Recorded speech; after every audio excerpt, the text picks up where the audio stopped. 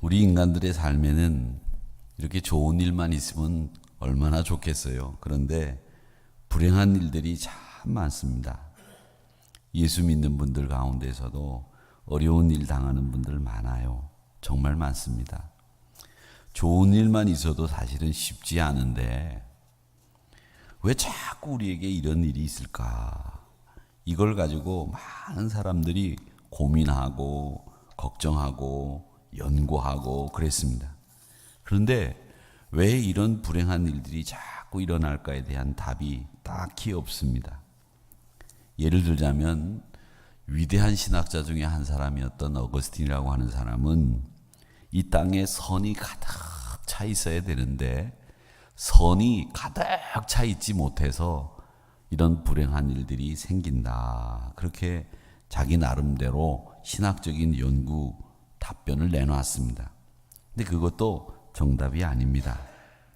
그래서 많은 사람들이 이 땅에 불행한 일이 생기는 이유를 공부하기 위해서 성경 중에 욥기서를 택해서 많이 공부를 했습니다. 엘리바스가 대답한 이야기가 뭐냐, 엘리후가 대답한 이야기가 뭐냐, 욥은 왜 이렇게 대답했느냐, 결국 이런 이야기는 불행한 일들이 이렇게 해서 생기는구나 라고 하는 걸 우리에게 가르쳐 준다. 뭐 이러면서 연구를 많이 했습니다. 그런데 결론적으로 왜 불행한 일이 이 땅에서 일어나느냐라고 하는 질문에 답을 드린다면 그건 하나님의 일이기 때문에 우리는 모른다. 이게 결론이에요. 그러니까 하나님이 주권을 가지고 이 땅에서 모든 것을 다 좌우하기 때문에 우리 인간은 왜 불행이 생기는지, 왜 행복이 일어나는지, 왜 기쁨이 없는지 여기에 대해서 우리가 생각할 수가 없다 이겁니다.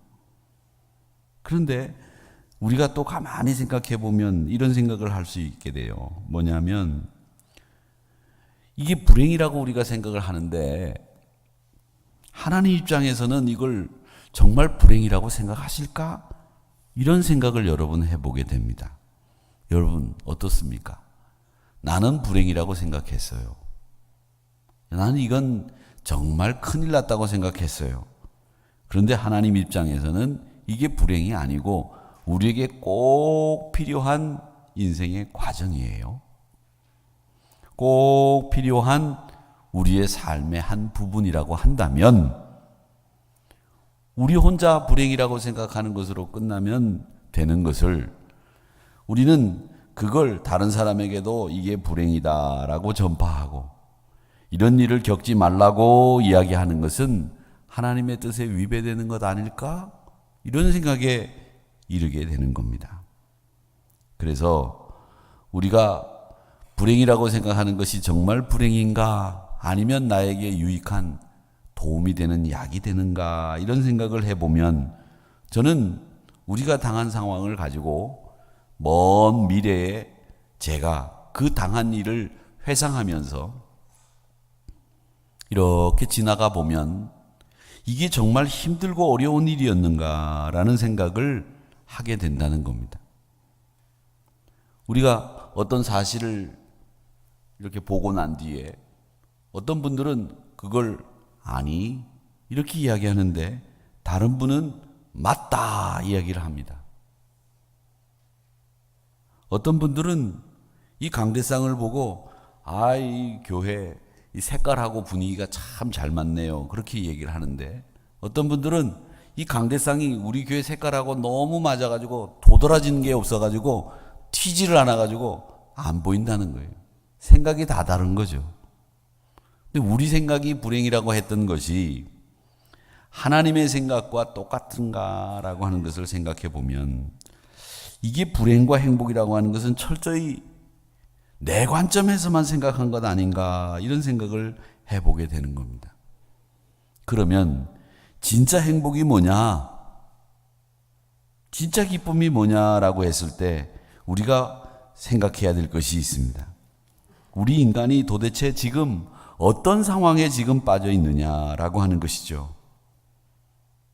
여러분이나 저나 지금 인간으로 살고 있는데 어떤 상태인지 그걸 우리가 알아보자는 거예요. 근데 오늘 말씀 10절에 보니까 뭐라고 얘기하시는가 하면 이렇게 얘기를 하고 있습니다. 10절 말씀에 보면 기록된 바 의인은 없나니 하나도 없으며, 큰일 났습니다. 의인이 없고 하나도 없대요. 이 말씀은 저는 우리 인간의 상태를 가장 잘 정리한 말씀이 바로 이 10절의 말씀, 의인은 없나니 하나도 없으며 라는 말씀으로 우리 인간의 상황을 가장 잘 정리한 말씀이라고 생각을 합니다. 왜?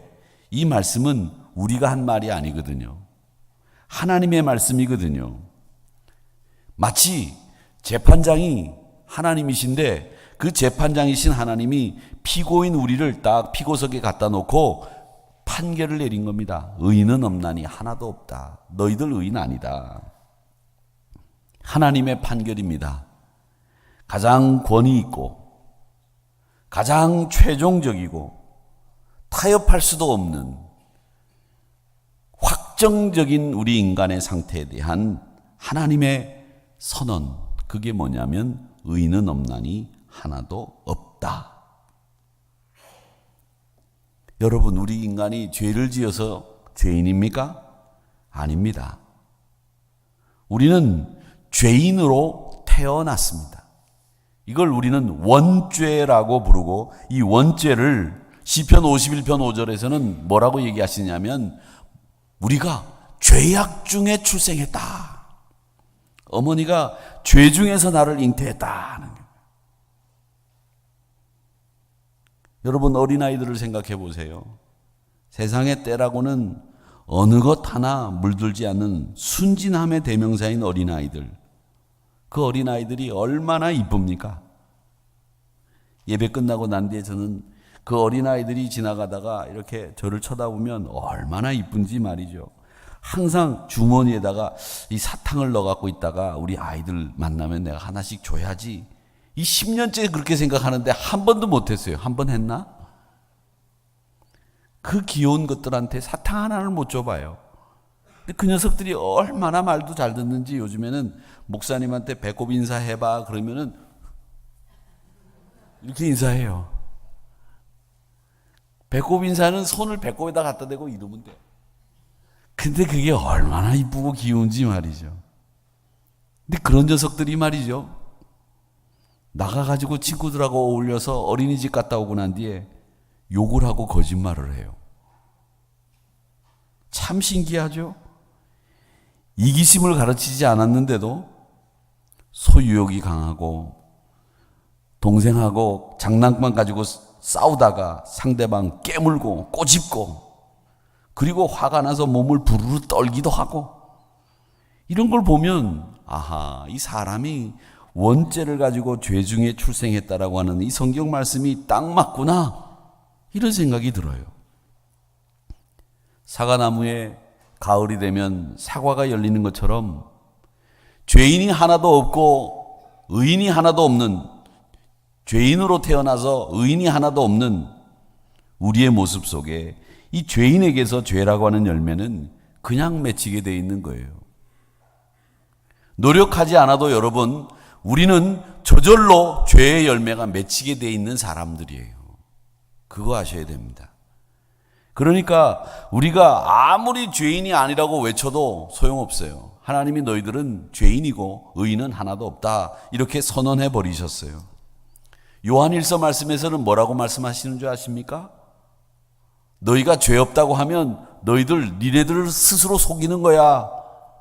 진리가 너희 가운데 있는 게 아니야. 너가 죄 없다고 말할 수 없어. 그렇게 이야기합니다. 우리가 만약에 죄 짓지 않았다고 한다면 그건 하나님 앞에 하나님을 거짓말하는 사람으로 만드는 것이다. 그 말씀이 우리 속에 없는 거다.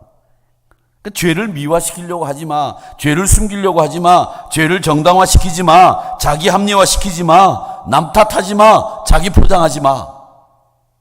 그게 요한일서 말씀이고 우리에게 주시는 시편의 기자들이 그런 말씀들을 주신 거예요. 근데 사람들은 말이죠, 다 그렇습니다. 나 죄 안 지었어. 나 실수 안 했어. 죄를 지었는데도 인정하지 않으려고 해요. 왜 우리가 유혹을 받습니까? 유혹을 받는데 가장 문제는 뭐냐면 우리의 죄성이에요. 죄성, 즉 죄를 향해서 내가 가려고 하는 경향성이 있기 때문에 우리는 유혹을 받는 거예요. 돈 자체가 나쁜 게 아닙니다.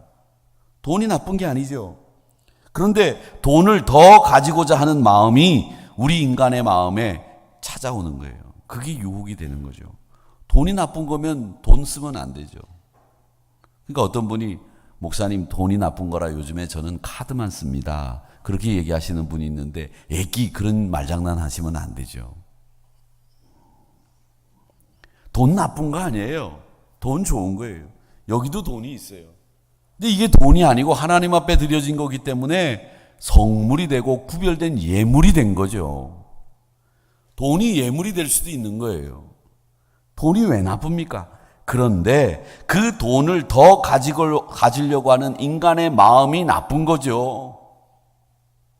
그 돈을 정당한 방법으로 취하지 않고 편법을 쓰고 술수를 쓰고 땀 흘리지 않고 가지려고 하니까 그게 죄가 되고 그게 나쁜 거예요. 끊임없이 만족하지 못하고 자기 중심이 돼서 소유하려고 하는 거죠. 그러니까 자기 인생조차도 쓰레기장을 뒤지면서 노숙하면서 살면서 이 전대에다가는 수천 불을 쌓아놓고도 못 쓰고 죽는 거예요.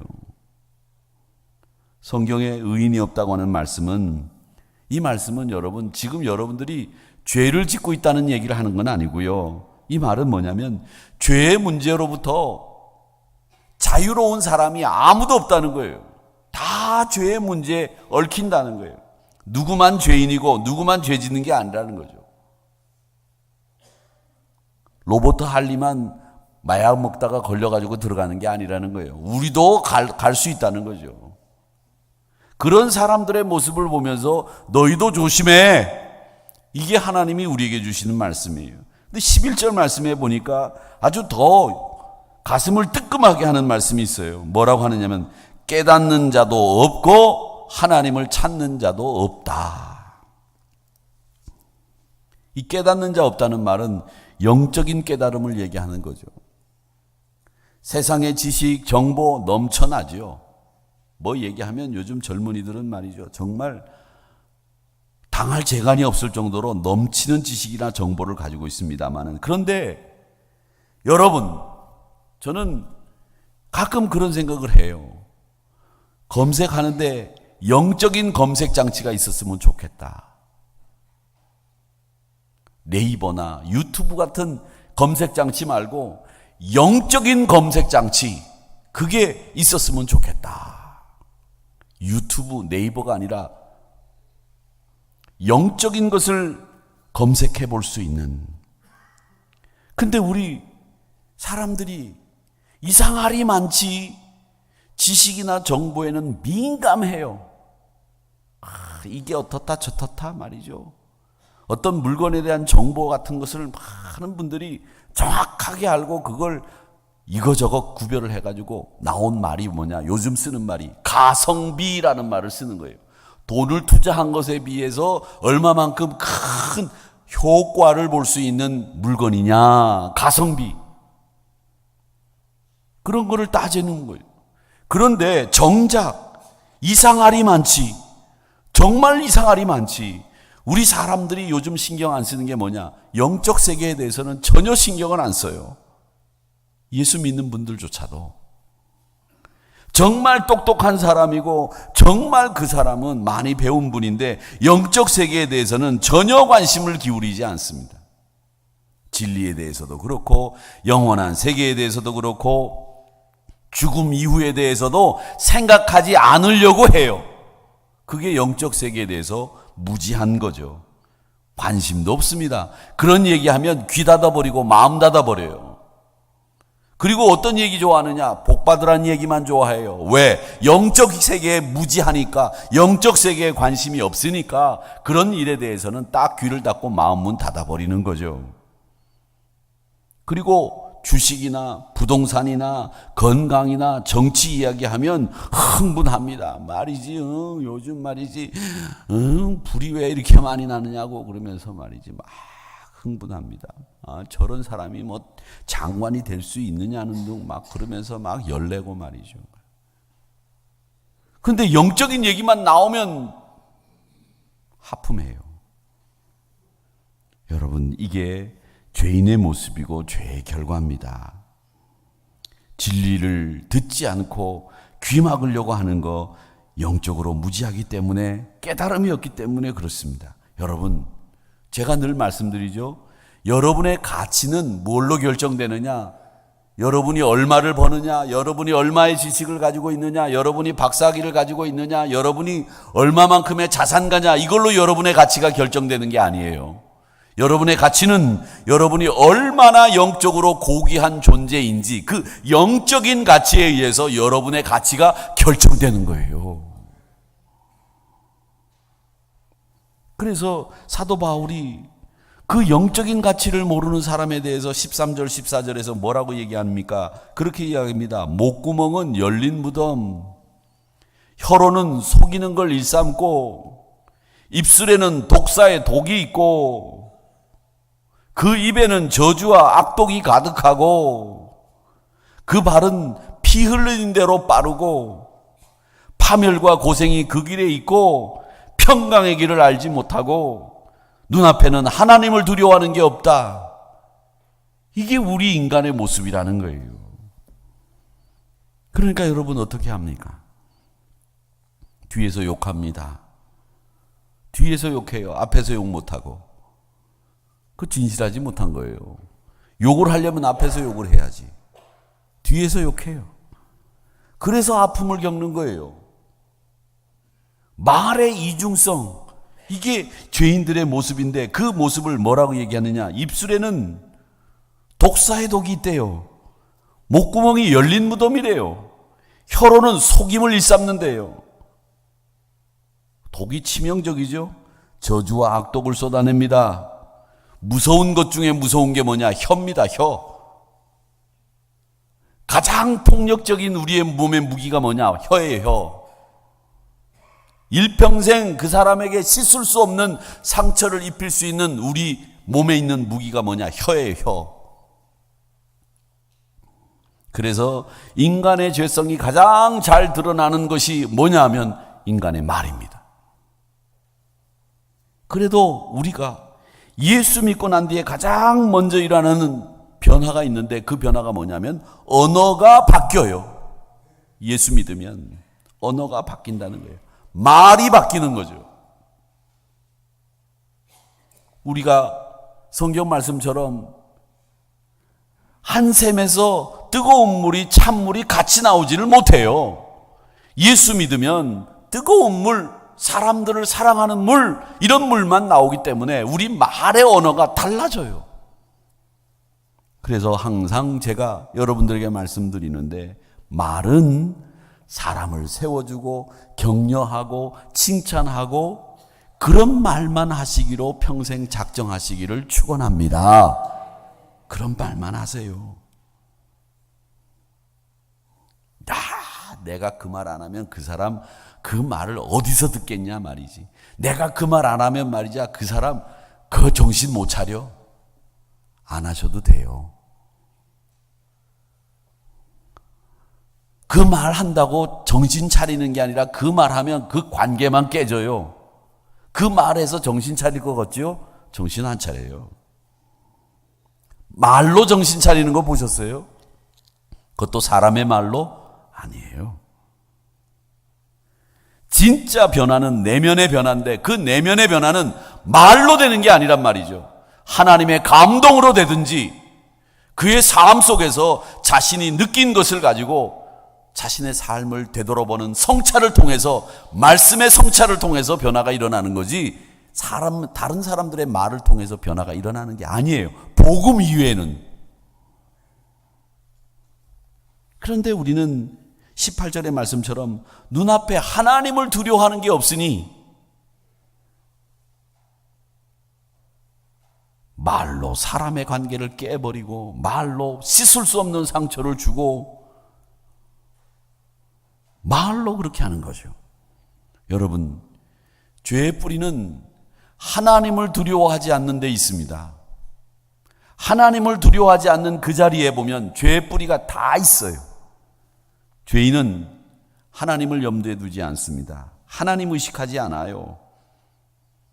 하나님을 의식하지 않으니까 어떤 죄든지 지을 수 있습니다. 죄 짓는 현장에 가보세요. 거기 하나님이 계신가요? 안 계세요. 죄 짓는 동안에 하나님이 안중에 있습니까? 없습니다. 하나님 없으니까 자기 하고 싶은 대로 하는 거예요. 이게 죄인의 모습이죠. 이 짧은 몇 구절 안에 보면 죄의 모습이 구체적으로 다양하게 잘 그려져 있어요. 불편한 진실이지만 이게 사실이에요. 여러분, 일평생 나는 거짓말 한 번도 한 적이 없다고 말씀하실 분이 있습니까? 일평생 나는 죄 지은 적이 없다고 말할 수 있는 분이 있다면 그 사람이 진짜 악인이에요. 나 죄 없다고 하면 자기를 속이는 거고 하나님을 거짓말하는 자로 만든다고 오늘 이 말씀에서 이야기하고 있습니다. 자, 그렇다면 성경은 왜 이렇게 오늘 이 말씀은 시편 말씀과 이사야서 말씀을 인용해가지고 우리에게 주시는 말씀인데 이 말씀을 보면 왜 이렇게 우리 인간의 죄를 낱낱이 열거하고 우리를 이렇게 혹독하게 몰아붙이는가 이런 생각이 들어요. 왜 우리 죄를 이렇게 적나라하게 백주천하에 그냥 다 공개를 하시는 거지? 그 목적이 뭘까? 우리를 부끄럽게 하려고? 우리를 아주 납작하게 코를 낮춰가지고 겸손하게 만드시려고 하는 하나님의 의도가 있는가? 아니에요. 여러분, 이렇게 우리의 죄를 낱낱이 고하고 백주에 다 벌거벗은 것처럼 드러내놓는 이유는 우리를 살리시기 위함인 줄 믿습니다. 우리를 살리기 위해서 그러시는 거예요. 병원에 가면 병을 진단하지 않습니까? 병을 진단해요. 죄송스러운 얘기지만 아침부터 제가 죄송한 얘기를 해드려야 될 것 같은데 저는 이상하게 그 여름 되기 전에 제 몸에 제 얘기도 해서 죄송합니다마는 이 뽀드락지 같은 게 나면 참 힘들게 그 뽀드락지가 1년에 한 번 정도는 크게 나요. 정말 크게 나요. 근데 그게 어디에 나느냐 하면 거기에 나요. 못 보신 분들은 할 수 없는 거예요. 눈 감고 있는 분들은 어디인지 제가. 그게 넣으면 앉지를 못해. 앉으면 막 이만큼 썽이 난다 그러잖아요. 왜? 썽이 나가지고 제 손을 갖다 대면 뜨끈뜨끈해요. 그리고 그게 그냥 그거 엉덩이만큼 하나 더 나와 있어. 그렇게 꼭 1년에 한 번씩 나요. 근데 그거를 빨리 낫게 하려면 병원에 가야 되는데 병원에 가면 그걸 어떻게 해야 돼요? 죄송한 얘기입니다. 엉덩이를 까야 돼요. 의사 앞에. 그래야 그걸 짜내고 거기에 심을 박더라고요. 옛날에는. 요즘에는 이제 약이 좋아가지고 그렇게 안 하는데 심을 박아요. 그 고름을 막 짜내고 난 뒤에 고름이 한 바가지는 나와 진짜. 그런 다음에 그 거스 같은 걸 이렇게 막 이렇게 감아가지고 그걸 막 이렇게 쑤셔 넣어요. 사정없이. 그러면 한 이틀 있으면 딱 나아요. 근데 여러분, 그 의사 앞에 가서 제가 부끄러움을 참고 견디는 이유는 뭐예요? 낫기 위해서 그런 거죠. 우리가 병을 진단받아야 그 병이 낫는 것처럼 하나님이 이렇게 우리의 죄를 벌거벗은 것처럼 이렇게 이야기하시는 이유는 우리의 병을 낫고 우리가 다시 살고 우리가 하나님 앞에 의롭게 되게 하기 위해서 하나님이 이렇게 우리의 죄를 낱낱이 기록해두고 있다는 것을 여러분 기억하시기를 바랍니다. 수술하는 의사가 우리의 배를 가릅니다. 그 배를 가르는 게 우리를 죽이려고 배를 갈라요? 아니죠. 우리의 나쁜 암적인 요소를 제거하고 낫게 하기 위해서 배를 가르는 겁니다. 법정에서 사실은 죄인을 세우고 징계하는 이유가 뭡니까? 왜 징계해요?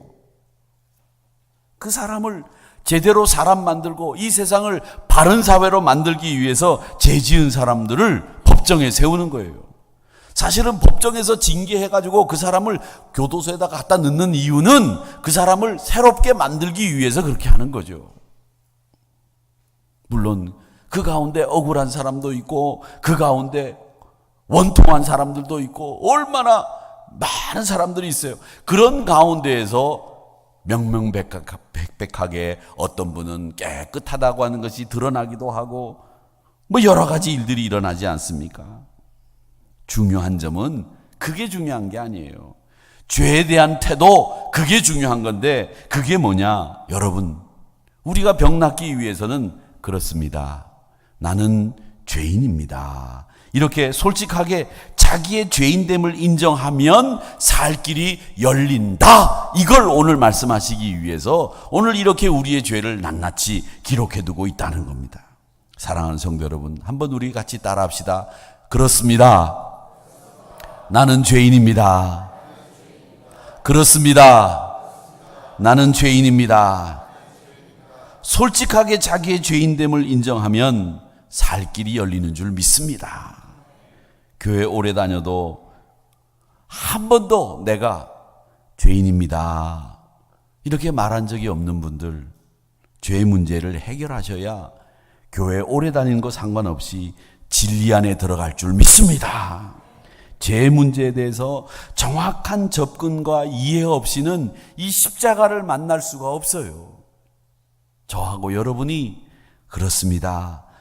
나는 죄인입니다. 이렇게 고백하는 순간에 이 십자가가 우리의 죄를 씻겨주시고 이 십자가가 능력 있게 여러분을 치료하시는 줄로 믿습니다.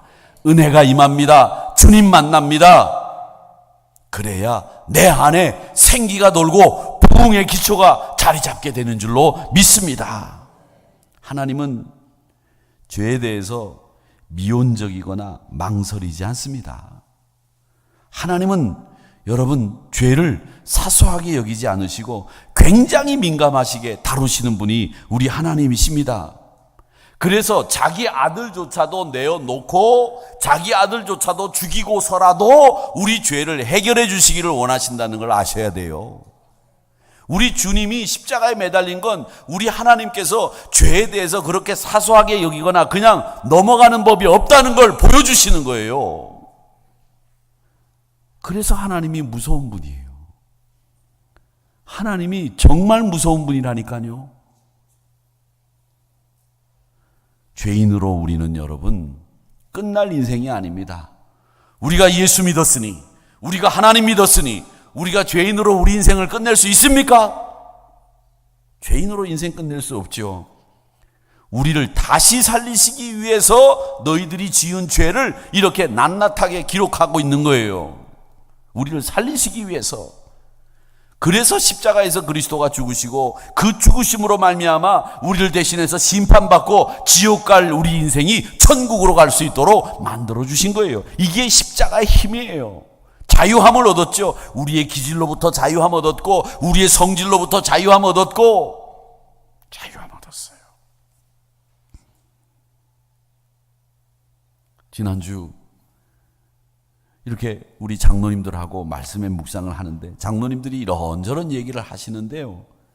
제가 이런 얘기를 하시는 걸 들으면서 제가 찔림을 참 많이 받아요. 내가 이런 거 못했구나. 내가 이런 건 참 고쳐야 되겠구나. 이런 찔림을 받아요. 근데 그 찔림을 받는 순간에 은혜가 임하고 제 마음이 너무 편안해지고 찬송을 불러도 그 찬송이 너무 은혜가 되고 막 눈물이 나와요. 너무 기분이 좋아요. 마음이 편안해지고. 그러니까 찔림을 받는 그 자리가 은혜의 자리가 되더라고요. 죄인임을 인정하시기를 축원합니다. 여러분, 그건 여러분이 나쁘다고 말씀하시기 위해서 하나님이 너희들 죄인이야 이렇게 말씀하시는 게 아니에요.